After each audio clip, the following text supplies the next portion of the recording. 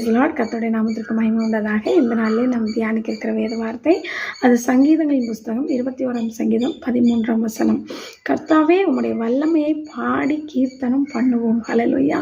அவருடைய வல்லமையை நம்ம பாடி கீர்த்தனம் பண்ணுவதனால நமக்கு என்ன லாபம் அப்படின்னு பார்த்தீங்கன்னா, தேவன் தம்முடைய வல்லமையை நம்முடைய வாழ்க்கையில விளங்க பண்ண அவர் ஆவல் உள்ளவராக இருக்கிறார். ஆபிரகாம் இடத்துல அவர் சொல்லும் பொழுது, ஆபிரகாமே, நான் சர்வ வல்லமுள்ள தேவன், நீ எனக்கு முன்பதாக நடந்து கொண்டு உத்தமனாயிரு என்று சொல்லுகிறார். நம்முடைய வாழ்க்கையில் தேவனுடைய மகத்துவத்தை நாம் பார்க்க வேண்டுமையானால் அவரை பாடுவது மட்டுமல்ல, போற்றுவது மட்டுமல்ல, உத்தமமாய் நாம் நடக்க வேண்டும். நாம் உத்தமமாய் நடக்கும் பொழுது தேவனுடைய மகத்துவங்களை, தேவனுடைய வல்லமையை, சர்வ வல்லமையுள்ள தேவனுடைய கிரியைகளை நம்முடைய வாழ்க்கையில் பார்க்க முடியும். எனக்கு அன்பானவர்களே, நாம் கர்த்தருடைய வார்த்தைக்கு செவி கொடுத்து அவருடைய வல்லமையை நம்முடைய வாழ்க்கையில் அனுபவிப்பதற்கு நாம் முதலாவதாக செம்மையும் கிரமமுமாக நம்முடைய வழிகளை காத்துக்கொள்ள வேண்டும்.